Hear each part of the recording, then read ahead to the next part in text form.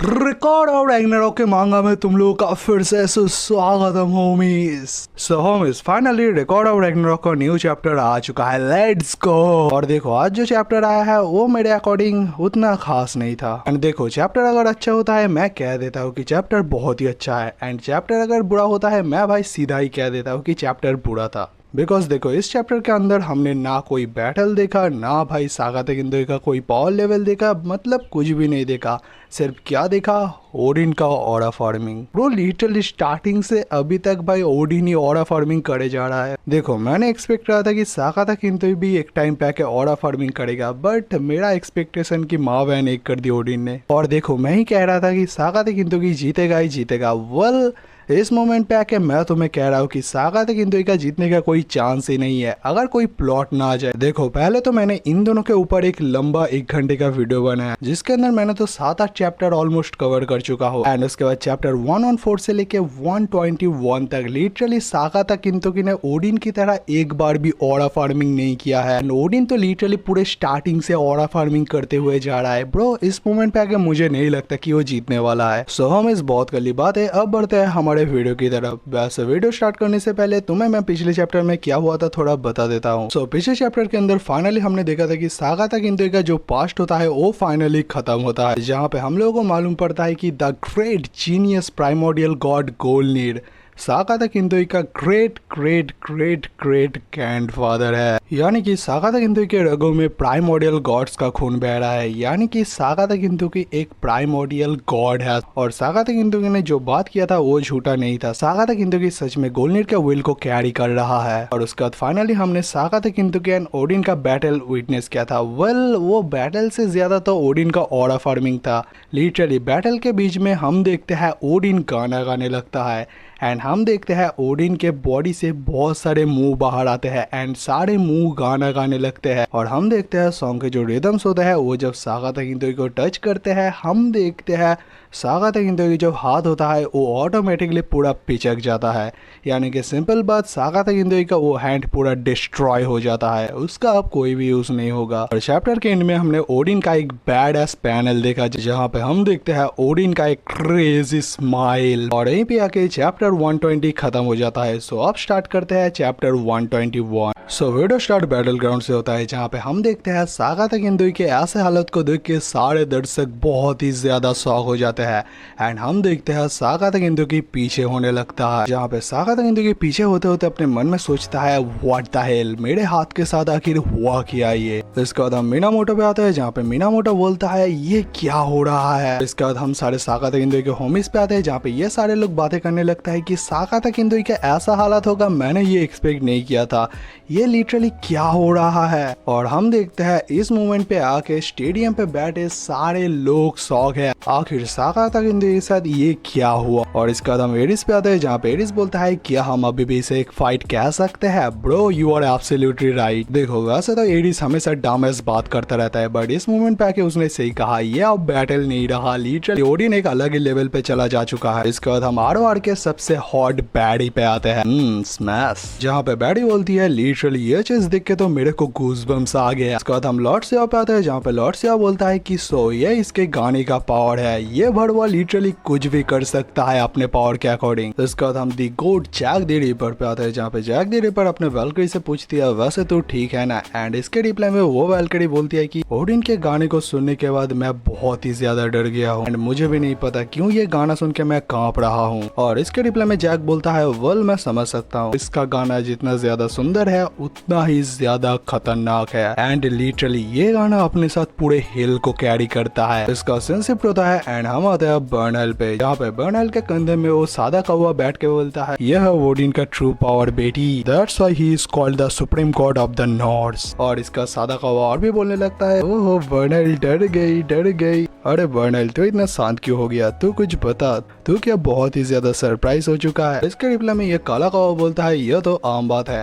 And इसके बाद ये दोनों एक साथ बोलते हैं कि ओडिन का जो ये पावर है इसको भी हमने एक बार ही विटनेस किया था, एंड कब विटनेस किया था। वेल इसके बाद हम आते हैं एक फ्लैशबैक के अंदर, जहाँ पे बेसिकली ओडिन के बारे में बातें होंगी, जहाँ पे पहले हमें दिखाया जाता है द लैंड ऑफ जायंट्स, जहाँ पे हमें बताया जाता है जो सारे जायंट्स थे वो नॉर्थ पैंथियन को पूरा ओवरवेलमिंग करे जा रहा था, यानी कि बेसिकली सारे नॉर्थ पैंथियन के लोगों की माँ बहन एक कर रहा था ये सारे जायंट। और जो जायंट्स थे वो हद से ज्यादा स्ट्रॉन्ग थे एंड नॉर्थ पैंथियन के लोगों के अंदर इतना औकात नहीं है कि वो जायंट्स के साथ लड़े। एंड जायंट्स भाई तुम्हें पता है बहुत ही ज्यादा स्ट्रॉन्ग होते हैं। वेल जायंट्स सुन के मेरे को एक बात आ गया। मैं कहता हूँ कि 13 राउंड के अंदर तुम भाई क्राटोस को लेके आओ, वो लिटरली सब लोगों की लंका लगा देगा अकेले। जिन लोगों ने गॉड ऑफ वॉर खेला है उन लोगों को मालूम है। वेल मैंने खेला नहीं है बट मुझे पता है क्राटोस का ऑरा। और इसके बाद हम कुछ नॉर्थ पैंथियन के लोगों के पास आते हैं, जहाँ पे ये सारे लोग जायंट से छुपे हुए थे, जहाँ पे ये सारे लोग बोलते हैं कि जायंट सच में बहुत ही ज्यादा स्ट्रांग है एंड इन लोगों के सामने हम जीत नहीं पाएंगे। और इसके बाद हम आते हैं इस भड़े हुए पीस गॉड पे, जहाँ पे ये बोलता है कि ये सारे जायंट्स तो हमें मार देंगे, अब हम क्या करेंगे, हम लोगों के जिंदा रहने का कोई चांस ही नहीं है, साले जायंट्स मार दे, इसको मार दे लीटर। और ये सारे बातें बोलने के बाद हम देखते हैं ये टेंशन के मारे रोने भी लगता है। एंड इसके बाद हमें बताया जाता है इस मोमेंट पे के सब होप खत्म हो चुका था, जो सारे लोग बचे थे उन लोगों को भी जायंट्स हमला करने के लिए आ रहा होता है।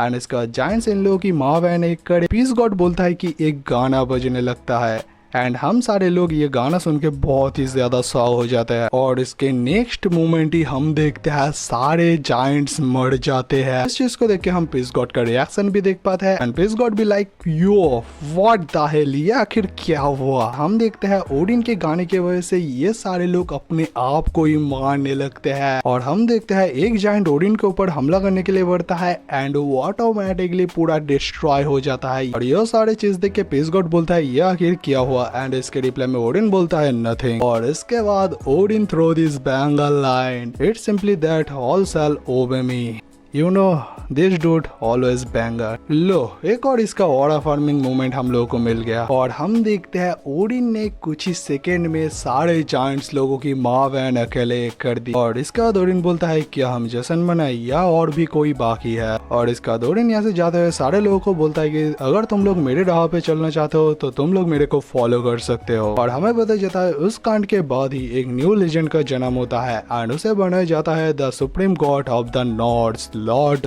ओडिन। यहीं पे आके इसका फ्लैशबैक एंड होता है एंड इसका सेंसिप होता है एंड हम आते हैं ज़्यूस पे, जहाँ पे ज़्यूस बोलता है हो ये तो सच में इंटरेस्टिंग है। और इसका ज़्यूस और भी बोलता है कि मैंने जायंट मैसेकर के बारे में सुना था बट मेरे को ये नहीं पता था कि ओडिन ने सारे जायंट्स को एक गाने के माध्यम से हराया था। और इसके बाद हम काले कौवे पे आते हैं, जहाँ पे ये काला कौवा बोलता है कि अब कोई मतलब ही नहीं रहता, ये गाना बजने के बाद तुम्हारा जीतने का कोई चांस ही नहीं है एंड एक ह्यूमन के लिए सर्वाइव करना तो नेक्स्ट टू इम्पॉसिबल है। वेल डूड वो एक ह्यूमन नहीं है, वो एक गॉड है। ओ सॉरी वो एक प्राइमोडियल गॉड है। और इसके रिप्लाई में बर्नेल बोलती है सो एक गाना, जिसके रिप्लाई में सादा कौवा बोलता है वेल तू फाइनली बात कर रहा है। सादा कौवा और भी बोलता है वेल मुझे ये भी पता है तू क्या सोच रहा है, तू सोच रहा है अगर सागाता किंतु की अपने ईयर्स को बंद कर लेगा उसके ऊपर इस गाने का इफेक्ट नहीं होगा। इसके रिप्लाई में काला कौवा बोलता है वेल इसकी वजह से तुम एक डेमी गॉड हो, बिकॉज ये जो गाना है ये उसके पूरे इंटायर बॉडी के ऊपर इफेक्ट करता है, ना कि सिर्फ उसके ईयर के ऊपर। देखो सागाता किंतु को अगर उसके इस हमले को रोकना होगा सो बेसिकली उसके गाने के रिदम को तोड़ना पड़ेगा। देखो उसके गाने का जो रिदम है उसकी वजह से ये सब कांड होता है, जहाँ पे हमने उसके फ्लैशबैक के अंदर भी देखा था। देखो बेसिकली मुझे जितनी देर समझ आया है वो अपने रिदम के माध्यम से किसी को भी कंट्रोल कर सकता है, लाइक जैसे लिलियस अपने गियास का यूज करके सारे लोगों के माइंड को कंट्रोल करता है, ओडिन अपने रिदम का यूज करके लोगों के बॉडी को कंट्रोल कर लेता है। और इसके बाद ये काला कौवा बोलता है कि ओडिन के गाने का जो वॉइस है एंड जो एक एक वर्ड है वो सिर्फ ओडिन के मुंह से नहीं आता, वो ओडिन के हर एक सेल से गाना आता है। बेसिकली देखो ओडिन के जो सारे मुंह बाहर आते हैं वो भी गाना गाने लगता है, यानी कि ओडिन के जो सारे एक एक सेल्स है वो भी ये गाना गाता है। इसकी वजह से ये इतना ज्यादा ब्रोकन है। वेल ओडिन के पास तो भाई बहुत ही खतरनाक चीजें है। देखो मैं इसी वजह से कह रहा था कि अगर सागाता किंतु जीत जाए वो प्लॉट तो इसके माध्यम से जीतेगा, बिकॉज प्लॉट के बिना जीतना तो इम्पॉसिबल है। हमें बताया जाता है वो अपने इस गाने के माध्यम से लोगों के बॉडी को अपने कंट्रोल में ले लेता है, जैसा मैंने थोड़ी देर पहले कहा। इसका बाद सादा कौवा बोलता है कि इन सारी चीजों की वजह से तुम ओडिन के हमले को रोक ही नहीं पाओगे, एंड अगर तुम अपने यार को बंद कर लो फिर भी उसके हमले को रोक नहीं पाओगे, एंड ये सच में एक इनविंसिबल पावर है। इसका सादा कौवा और भी बोलता है कि तेरा एंटी ओडिन गॉड तो ओडिन के लायक ही नहीं है, यानी कि ओडिन के वर्दी नहीं है, ऐसा कह रहा है। और इसके बाद ये दोनों कौवे बोलने लगता है कि ये बैटल फाइनली अंत होने वाला है। और इसके रिप्लाई में ज़्यूस भी बोलता है हाँ, वो अपने इस राइट हैंड के साथ अब कुछ भी नहीं कर सकता, इसका मतलब उसका डिफीट तो निश्चित है। और इसके रिप्लाई में बर्नल बोलती है नहीं, मैं उसके ऊपर भरोसा करती हूँ। और चैप्टर के एंड में हम एक ब्यूटीफुल पैनल देखते हैं जहाँ पे हम देखते हैं सारे लोगों को लास्ट होप साकाता किंतो की है, जहाँ पे हम देखते हैं इतना सब कुछ होने के बाद भी इन लोगों ने अभी तक साकाता किंतो के ऊपर से भरोसा नहीं तोड़ा है। इन लोगों को अभी भी भरोसा है कि साकाता किंतो की अभी भी जीत सकता है। Bro, this dude is crazy literally. And इसके बाद चैप्टर के एंड में हमें बताया जाता है humanities eyes have not yet lost their light, यानी कि इन लोगों ने अपने लाइट को अभी तक खोया नहीं है। लोग अभी भी भरोसा करते हैं कि साकाता किंतो की जीत सकता है। एंड सिर्फ ये चीज मुझे बहुत ही अच्छा लगा इस पैनल के अंदर। लेट्स गो किंतारो, अभी भी हम तेरे ऊपर भरोसा कर रहे हैं कि तू जीत सकता है, चल इन लोगों की महाबहन एक कर दे। सो हम इसे पे आके चैप्टर 121 एंड होता है। एंड देखो, बहुत सारे लोग मेरे से गॉड एपोक्लिप्स की डिमांड कर रहे हैं। मैंने तुम लोगों को कहा था कि राउंड 6 पूरा खत्म हो जाने दो, उसके बाद ये पूरा बैटल मैं एक ही वीडियो में कवर कर दूंगा, जिसके अंदर पूरा बैटल कवर कर दूंगा मैं। देखो, गॉड एपोक्लिप्स का जो राउंड 6 है वो लिटरली बहुत ही क्रेजी चल रहा है। जो दो फाइटर है वो लिटरली कुछ अलग ही लेवल में फाइट कर रहे हैं, इसलिए थोड़ा वेट कर लो। मुझे लगता है कि 2-3 चैप्टर के बाद वो बैटल भी खत्म हो जाएगा, एंड उसके बाद उस बैटल को तुम्हारा भाई एक ही वीडियो में कवर कर देगा। सो उसकी चिंता तुम मत ली। सो भाई, वो चैनल पे अगर नए हो तो सब्सक्राइब करना मत भूलना, एंड तुम मेरे व्हाट्सएप पेज को भी फॉलो कर सकते हो, जहाँ पे मैं डेली अपडेट देता रहता हूँ। एंड ऑल्सो तुम मेरे इंस्टाग्राम पेज को भी फॉलो कर सकते हो। देखो, यूट्यूब चैनल के ऊपर बेसिकली मैं लॉन्ग वीडियोस ही अपलोड करता हूँ, बट इंस्टाग्राम के अंदर मैं रील्स या शॉर्ट्स भी अपलोड करता हूँ, जो तुम देख सकते हो। सो होमिस, मिलता है किसी दूसरे वीडियो में, तब तक के लिए सायोनारा। वेल होमिस, मेरे दूसरे वीडियो के ऊपर भी सपोर्ट कर दो यार, कितने कम व्यूज आते हैं, हमारा कोई इज्जत ही नहीं है। सायोनारा।